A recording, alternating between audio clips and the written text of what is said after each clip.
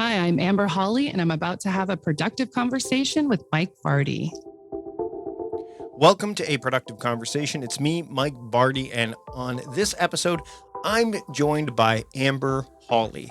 Now, Amber is the owner of a therapy practice in Silicon Valley, the host of the Easily Distracted Entrepreneur and Couples Fix podcasts. She's a wife, mom of 3 kids, and Marvel movie superfan. We're going to dig into that, I'm sure, as well. Amber originally worked in the tech industry, but her love for people led her to pursue a career where meaningful relationships are at the center of everything she does. This is a fantastic conversation, a productive one at that, and let's get to it. Here's my conversation with Amber Hawley. Enjoy. Amber, thanks so much for taking the time to join me today. Yes, I'm very excited. So you'd think at this point, we're just getting started with the conversation if you're listening to this. But no, we've been talking for a half hour about as soon as Amber sent me her bio, the thing I noticed that stood out was Marvel Cinematic Universe. And we just dug into that for the first little while. Then we started talking about geography. And then as I'm going through it, we've probably crossed paths before at different conferences. So for those that don't know you or have not listened to your podcast, or anything, can you share a little bit about, first off, who you are? And then you were going to tease right before we started, like how Michael Stelzner and Pat Flynn, who are on your website, if you scroll, there's an Easter egg. You can see them there, how they helped you get started with podcasting. Yes. So I'm a therapist, a licensed therapist by trade. And I have the Easily Distracted Entrepreneur podcast. And it's funny because I was a .comer before becoming a therapist, because I had, an existential crisis at 27 and then became a therapist. And then I started my own business and kind of went back into like all of that .com world. And so I do business consulting and help neurodiverse entrepreneurs get shit done. Okay, I forgot to ask if you could swear. No, that's fine. That's fine. No, you swear all day long. And what I was just talking to Alan Henry earlier today. His episode's already aired. You can go find it in the show notes. But Amber, when you talk about neurodivergent, I don't think everyone knows what that means. I think people they've heard the term maybe before. Sure. But what does that mean, and how does that impact someone's ability to be productive or get things done? Yeah. So neurodiversity is like an umbrella term for people whose brains work a little bit differently, right? And so that could be ADHD, autism. Those are usually the ones that people talk about the most. But it can also be things like dyslexia or OCD or apraxia. It's just the brain is kind of wired a little bit different than the neurotypical, is what we would call it, person. And, interestingly enough, entrepreneurs tend to be, they estimate like 40% of entrepreneurs are neurodiverse, which makes a lot of sense, right? Because there's also this wanting to do things different, not really being able to conform to things like structure wise, and wanting kind of to do it on their own terms. So that's why that happens. But there are things that I like to say, like ADHD, it can be a superpower. It is a superpower, which probably is why I love Marvel so much, right? I'm all about having my own superpowers. Although if I were to choose, I might choose something else. Yeah, it might be a different power. It might be a power that doesn't... because it's interesting. But that's interesting, because when you talk about superpowers, they have their pros and their cons, though. Of course. Well, and you have to have your kryptonite, right? Yeah. Like that's the thing where I think as superpowers, there is like a ton of creativity, thinking outside the box, and our ability to actually get things done when the right conditions are met and hyper focus is amazing. And that's probably why most people, when they're successful, they've capitalized on that. Mm-hmm. But the opposite side of that is really struggling to do basic, like boring tasks. Like I like to say, sometimes getting your taxes done can feel like you're climbing Everest, right? Or doing something simple like sending an email. Sometimes it can, and it's like people do not understand, like, why is that so hard, But it's because our executive functioning works differently and kind of is impaired, right? So some things we can be great at, and some things we really struggle with. And I would imagine that, and we'll get back to the whole podcasting Stelzner Pat story here in a minute, but I would imagine, and I think I've noticed this in myself as well, is the propensity to do those boring things or the things that seem mundane that are challenging we still fall prey to or you still fall prey to the idea of like, I'm going to do this myself, even though I should delegate it, right? Like delegating it Yes. would be a better solution, but I don't have time or I don't know how to do it or whatever. So which also could be a form of task avoidance too, right? Like, so 100%. The same kind of things with neurodiverse people are also, they can also hamper people who are not neurodiverse in a lot of ways, right? Yes. And I will say, so like I do coaching and have a membership for people to help them get things done. And there are people who are neurotypical that are in it, because I think at this point, we're so overwhelmed and overloaded as business owners because we wear so many hats that everyone struggles with it, right? Mm-hmm. It's just that there is this extra layer added when you have also the ADHD struggles. And sometimes the traditional productivity advice does not work for somebody who's neurodivergent, right? Right. And further to that, I think that the pace of the world is at such a breakneck speed that it feels like overwhelm isn't necessarily about all the things that you need to do. It's that they all need to be done now. Yes. Oh, yes. And that's where we struggle is prioritization. Mm-hmm. Like, I think all business owners, frankly, kind of struggle with that sometimes, unless you've really locked it in, you know, but that's an extra, it is really hard. And that's part of that executive functioning. It's like prioritization, kind of like self-awareness, time management. Like it's those things like around planning and executing that can be a struggle, right? Do you feel that, and I asked this on Twitter a number of months ago, I put a poll out and I said, I said, here, which do you relate to the most, or which do you think is more apt of a description? And I said, prioritization is greater than productivity, productivity is greater than prioritization, or prioritization is equal to productivity. I can't remember the results offhand right now. I think most people thought that prioritization was greater than productivity, which I think is good to a point. I think that we live in a world where there needs to be some balance between, I need to do this stuff, but it may not be the most important thing right now, but I need to do it because, again, priorities have been kind of bastardized, for lack of a better term, right? You know, I mean, the idea that, we should only have one priority is a nice thing to think about, and it's the, idyllic situation.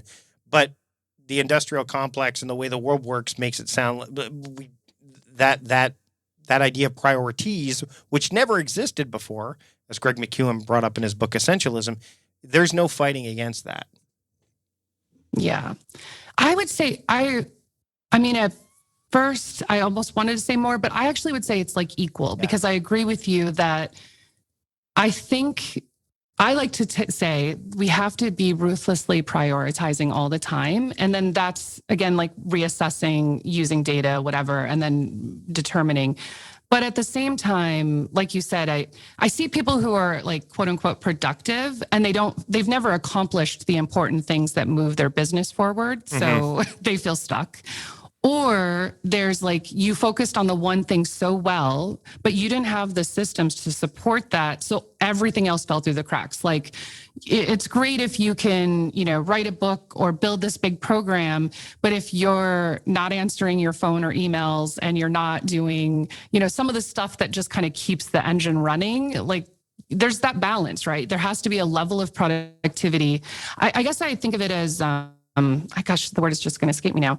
I like to say like efficiency a little bit, but there has to be getting things done. You do have to get things done. But sometimes, like you said, we're avoiding the things that move us forward for so many reasons, right? Like that could be resistance, the emotional stuff, these beliefs that we hold, or we're just afraid of it.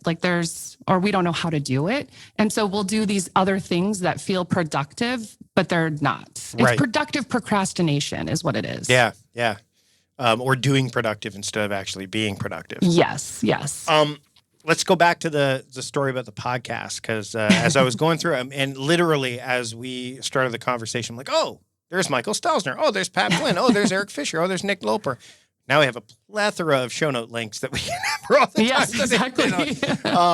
But what was the story behind Michael and Pat kind of leading you or helping you make the decision to start your own podcast? Yeah. So, well, I went with my best friend, my biz bestie. So the podcast, when it originally started, was called My Biz Bestie, and I had a co-host. And like a year and a half ago, I think it was, or almost two, she had to step away for things were going on in her life, and so then I, rebranded and transitioned. But we were talking about years ago, like what do we want to do, as far as gaining visibility and building your audience and whatever. And we're talking about things. And we basically narrowed that we should start a podcast. So we signed up for Podfest and we signed up for Pat Flynn's course. And then we went to Podfest and we're going around but we weren't decided, like we wanted to do individual podcasts. We also kind of want to do something together. And we were just trying to figure everything out. And so we ended up accidentally talking our way into the VIP party, which was really cool. But it was an accident, but it was fun. And we ran into Michael Stelzner, and Pat Flynn was there too. And we started talking about it and saying, oh, we want to do our individual thing. This is what we do, individually. And then Michael Stelzner goes, no, this is magic. Do this. And so we're like, and that really stuck with us. I was like, yes, we should capitalize on something. There's this energy. We have a great chemistry together. And I think we weren't decided about things. And so he helped us kind of like solidify that something here was going to work. Right. And so we decided to do our co-host joint podcast first. And I tell you, if we hadn't launched that one first, I think we would have been victim of pod fade. Yeah. Like if we had to do it on our own, just because of who we are, we're both ENFPs with ADHD. ENFP is a Myers-Briggs thing.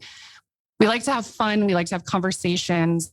It's like, there were things that came up in life, like getting really sick and throwing out my back. And she had other things going on. And it's like, if it was just on us individually, we wouldn't have continued with it, but it was like having that support. And then it was kind of a mission. We're both therapists. So we're like, you need a social support network, right? And in business, so many people are isolated. And so that was kind of what I kept seeing around and saying, like, people need to know, we do it naturally really well. They need to know how to find their biz besties and their inner circles and find that support network to help them, because it's a struggle. Like there's lots of ups and lots of downs. And I think we need those people in our life that we're not paying for, right? That are really there for us and supporting our business. So I think Michael Stelzner, helped us recognize that was probably the best way to go. And I'm so grateful, because we would have done our own individually, I think. And then we would have had pod fade.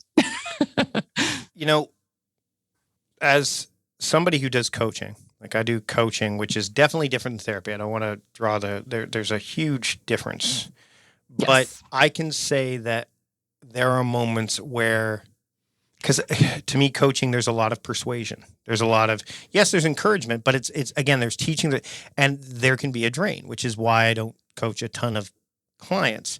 How do you, in your line of work, which again, I will, again, I can't understate, is a higher level, a totally different thing. How do you make sure that you take care of yourself along the way? Because I imagine that, and you just talked about it, like the idea of having someone there to support you so that, someone can pick up the ball when you can't, and so on and so forth. How do you make sure that you do things in a balanced way when it comes to the practice that you have? And how do you encourage others to do the same? Yeah, absolutely. And I do therapy and coaching. So I have both of those. And I have respect for both modalities. They have different purposes, right? And so I think, and it's funny because I think most neurodivergent people, we kind of suck at balance. We really suck at it. We're very all or nothing.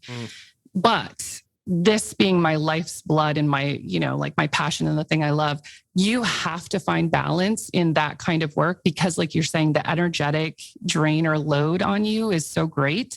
And you're of no service to anybody. If you don't take care of yourself, like there's no way you can help others in a way like sustainably. And that's my big thing. Like, how is it sustainable? I think for me, it's, and what I work with a lot of therapists and a lot of coaches as well. You have to have like a lot of boundaries. You have to really recognize I call it energy management. Mm-hmm. So like when you see clients is really important, like time of day even. And so I think sometimes people think, oh, well, my brain works the best at this time. That's probably not the time to see your coaching clients. That's the time to do the hard stuff in your business. Right.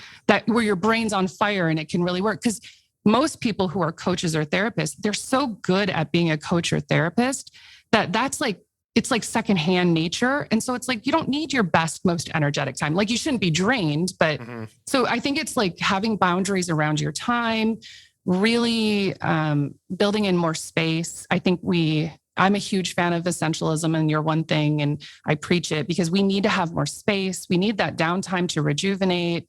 And then there are other things that you can do to make sure that you're not taking everything home, or as we have a saying in the therapy world of saying, you can't jump in the pit with people. Like you can give a ladder or a hand down, but you can't jump in with them. Mm-hmm. Right. So you have to do some compartmentalization so that you stay sane.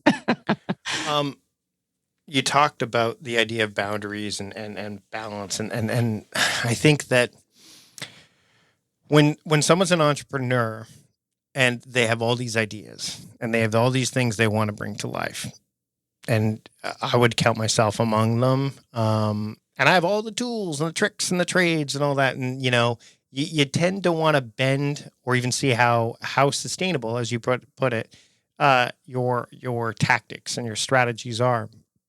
When someone comes to you and you see that they are spreading themselves out too thin, but like, what are the cues? What do you look for and say, oh, hold on, this, not only you're spread too thin, but these are the things that I've noticed in your behavior that light you up. So focus on those. Or is there anything like that? Or is it very much you start with the whole, take a step back, you're spreading yourself too thin, and then some evaluation?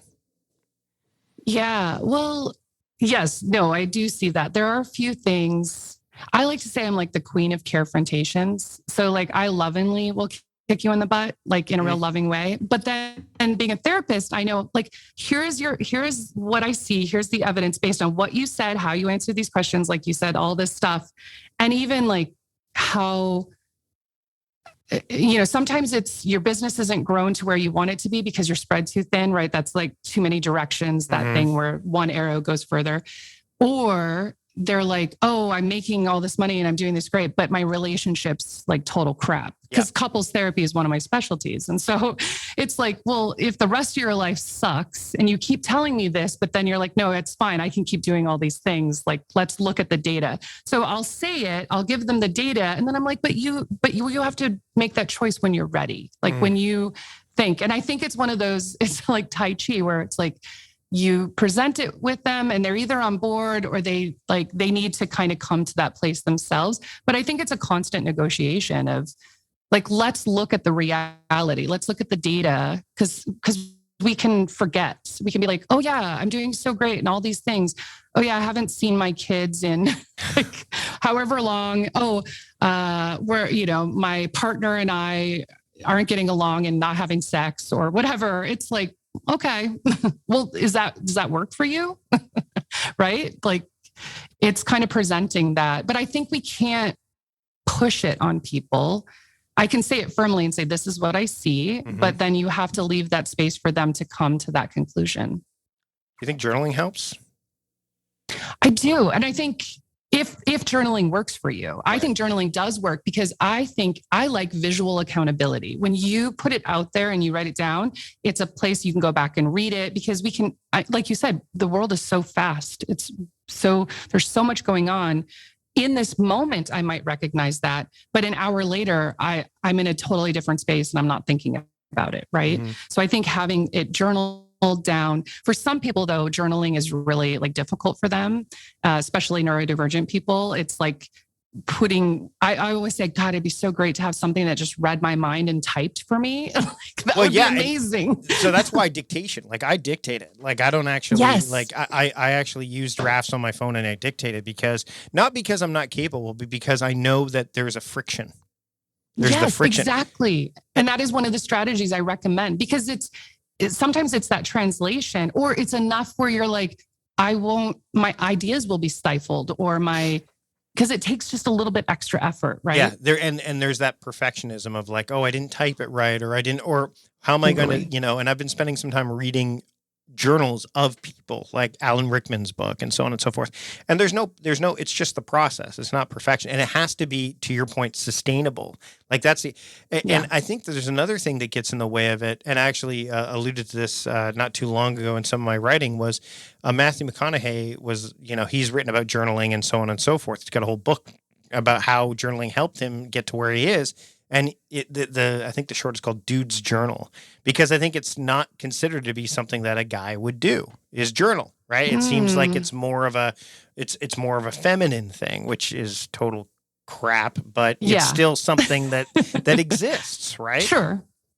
Okay. So let me shift gears for a second and ask you a question based on endings, because I think that when people are doing things that they're doing productive, let's say. They're doing productive. They're not being productive. And they've got all these irons in the fire, especially entrepreneurs, because entrepreneurs love to start things, but they love to see things through. But then they have a hard time necessarily ending things in a graceful way, right? Like in a way they'll either just burn out, right? Or they'll stop, without warning. How do you, or they'll keep going, or worse, they'll keep going because it's too hard to stop, right? Yes. So if someone comes to you with that, or even in your own, maybe it's something you faced, how would you deal with that? Because I think that, again, that's where we can get caught in the trap of just doing stuff for the sake of doing stuff, even though it may not be serving us anymore. Right. And so to be clear, you're talking about when it's time to let go of something and end something, not finishing a project. Right. Okay, Yeah. okay.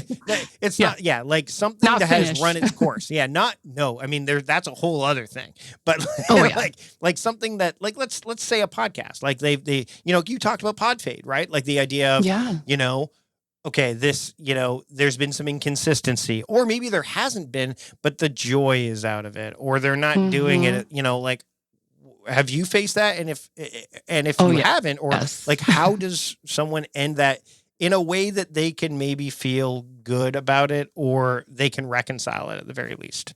Yeah, no, that's a great question. And I have a great example of that for myself. And I agree. I think in our culture, we don't do endings very well, right? Like it's usually like failure, or like you said, it just becomes like complete burnout, or I agree with you. Or just the thing we do, or they just the thing we do. Doing it. And that's when they're spread so thin. And it's like, but if it brings you no joy and you're so miserable, why are you continuing it? So I actually did have that. My first business that I started was my group therapy practice. So I started a private practice, and then I started hiring therapists to work for me and doing that whole thing. And it was great because financially it was really great. And it was my bread and butter. And it allowed me to pay for my other endeavors and the passion project of my bestie and all that. And, because I have technically 3 businesses. So that's that whole spreading yourself too thin. And so on, like, it's successful. It's great. It helped me get so many opportunities. And I hated it. I freaking hated it. I just did not, it wasn't my joy. And I was like, I didn't like managing other people. I wanted them to be adults and manage themselves. And it's funny because when I was in the .com world, I managed people, but it's very different when it's your own thing. And it feels like personal. And then you also have all these like anxieties that probably are not fully realistic, that when you're in corporate, you're like, well, I'm not impacted. If you leave, I'm not impacted, right? It doesn't really matter. I mean, yes, there might be extra work, but so anyway, so I had this group practice, and it wasn't filling me up. So I started other businesses to try to fill me up. But what that made me do is get burnt out because I was spread too thin. And so, I tried different ways and I thought, okay, do I let it go, or do I just need to do some like mental mindset work to kind of get back into a place of finding the joy or figuring out the solutions? And there were a couple, like hiring people to manage the people, like just more hiring, right?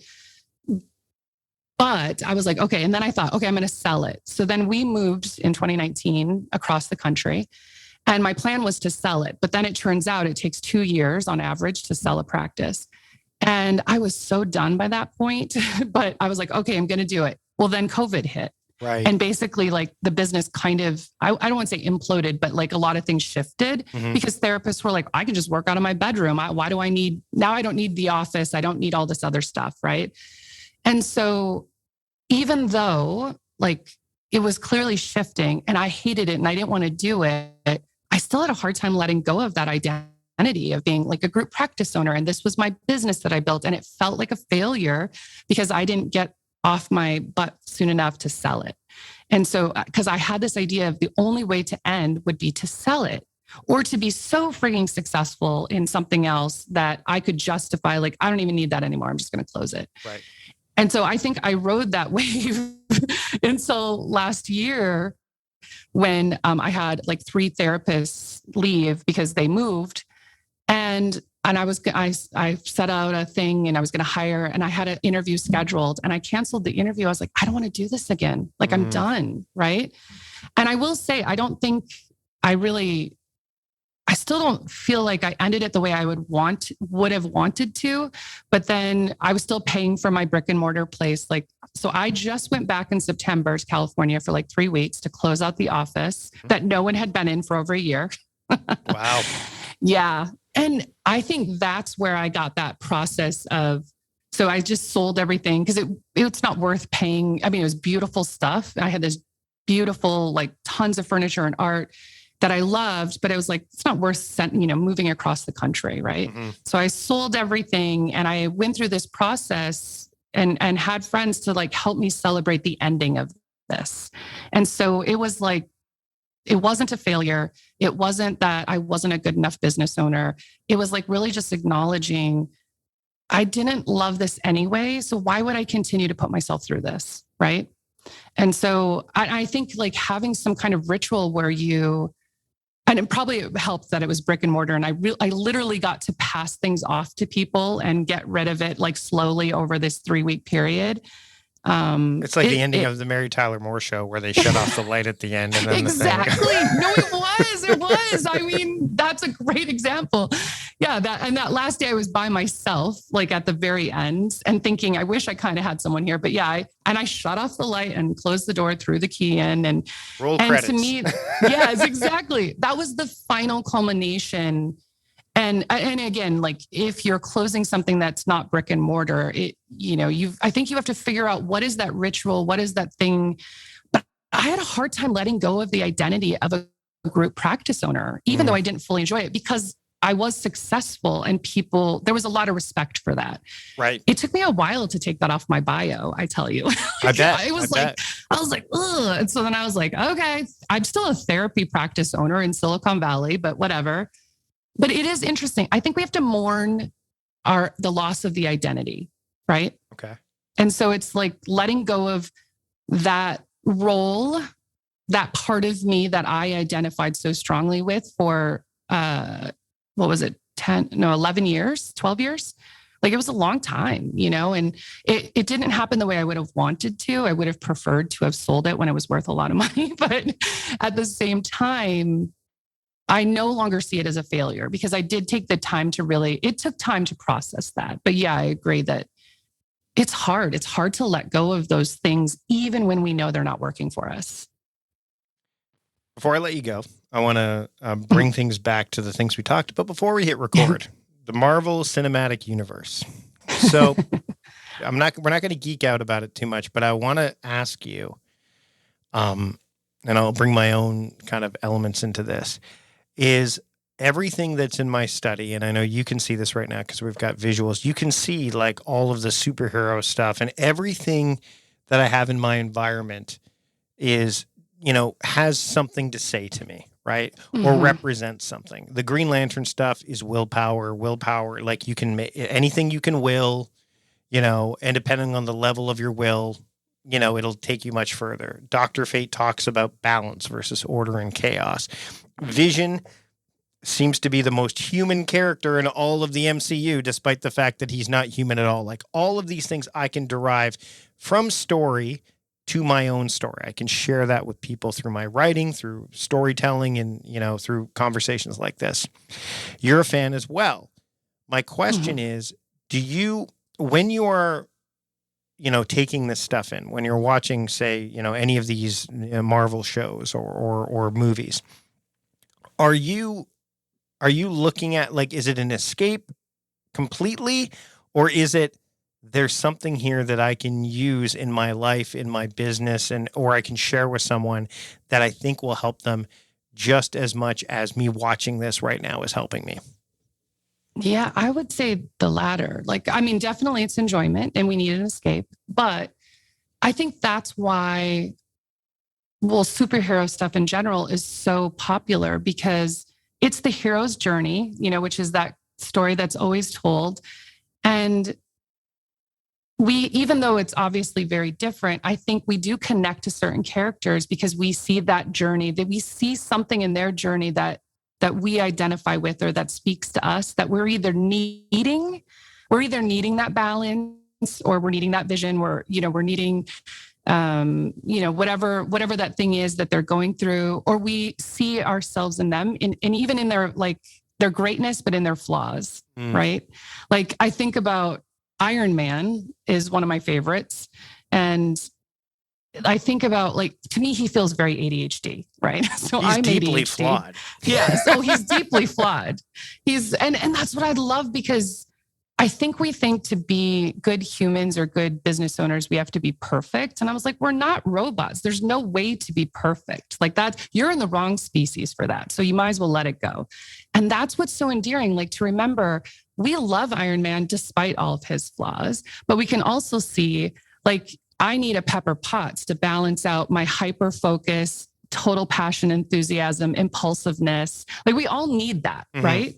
And so I think, I watch all that stuff. I think there's so many lessons to learn. And, I'm sure we can see certain characters, the people in our lives or times in our lives that we've gone through these things, and take away stuff from it. I think it all speaks to everything we're going through in life. I think that's why we love it.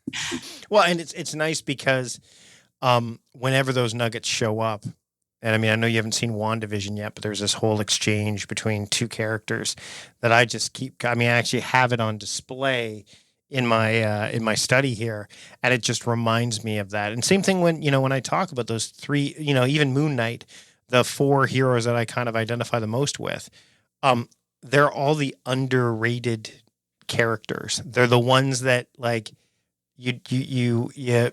don't want to mess with because they're more powerful than you think they are, but they never get the attention they deserve. Like Vision, Moon Knight's darn powerful.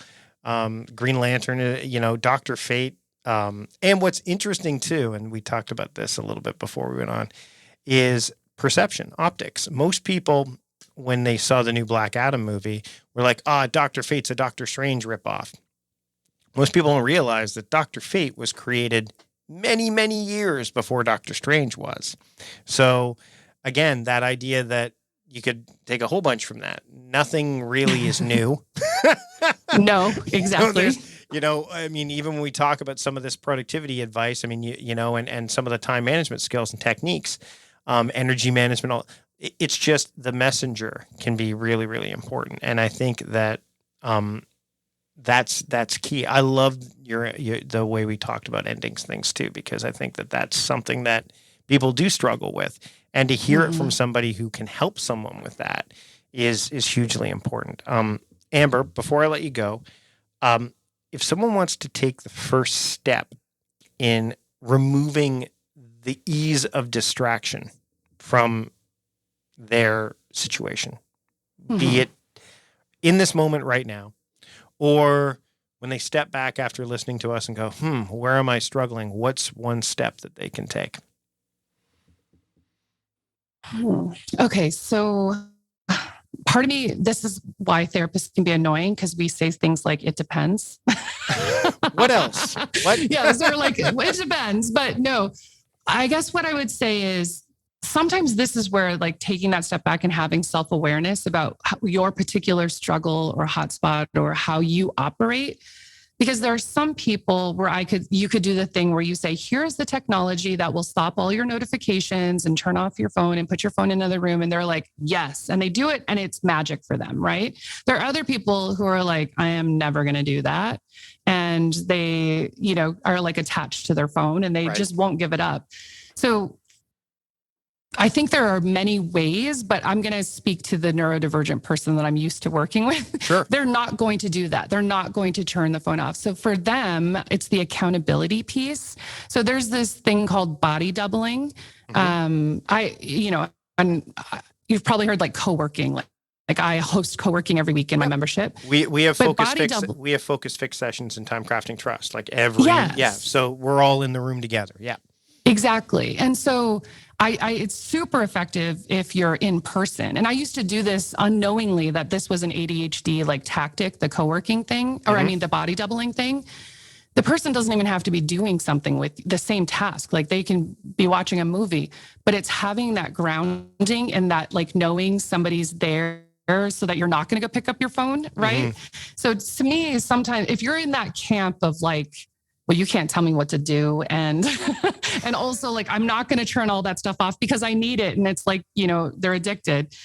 Having something like accountability with somebody, and it can be virtual because we do this virtually to help you stay on track with whatever it is you've said you're going to do. Right. So I do think it is about blocking out time and blocking out way less time than we think. If we were really productive for 1 hour, would probably be so much better than working for 5 hours unproductively or unfocused, right?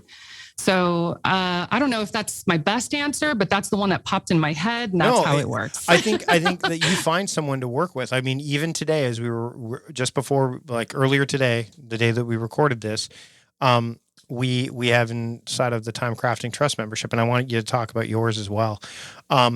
We have what we call focus fix sessions, and we recording this on a Wednesday, and Wednesday we call it Wildcard Wednesday, which is basically either I or someone else that's in the group will decide what the parameters are for the focus. So it's either 50 minutes or 2 25-minute sessions. Sometimes it's like I use energy as your guide. Sometimes it's use a project, like focus on one particular project.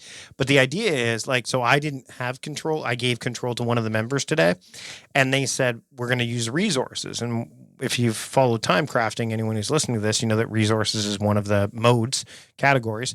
And so I followed through with what they asked. And I was honestly more productive on that focus fix call than probably the last 3 that we had, because somebody else kind of said, here's the lens that you're going to look through when you're working. And because I was now part of the group and not kind of the facilitator, I got a lot of stuff done. I did the preparation for our call, and I did a whole bunch of, like, all related to, I'm going to go in it. And it was, by the time I finished that hour, because we did 2 25 minutes plus, reporting, I was like, that was a really productive period of time. So I would agree. Like, if you can find someone or a group of someones, I think that's the way to go. And what you just spoke to is something I believe in deeply. One, we can't always use our like superpower on ourselves. Right. Like, I find I host those things, but when I'm in charge, I definitely don't get as much done because I'm busy like managing the time, even if it's a time clock, I'm still thinking about it. That's kind of how it works. But I have to go reach out to people to be in charge or to kind of manage things for me. They manage the clock and I show up, right? And that helps. And I do think having a theme, we don't always do this. Like ours are pretty open. You can come and work on whatever you want. Everybody has their thing. But I occasionally will do themed co-working. Yep. Like, okay, we're all going to work on, getting our backup systems ready or together, like more organized, or we're going to work on cleaning up our Google folders. Occasionally, like having a focus on those things that are important, but they're never important enough to prioritize. Right. Yes. Hence the, Yep. so it's like, that is so helpful. And because it's that set time, our brains like that, right? Like they need to know, like, I'm going to get a break in 25 minutes, or I'm going to, whatever. It's great. And so, yeah, I think it's one of my favorite.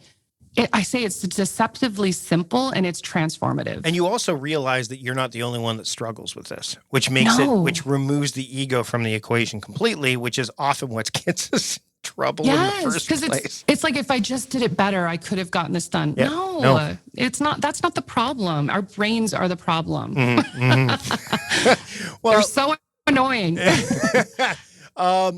Amber, this has been a great conversation. I want to thank you for taking the time today. Where can people keep up with you and the work you do, and share a little bit about, I think it's the Inner Circle, I think, right? Yeah, the Inner Circle. Yes, it's a membership. I wanted it to be something that was really like low manageable price point where people can get that support.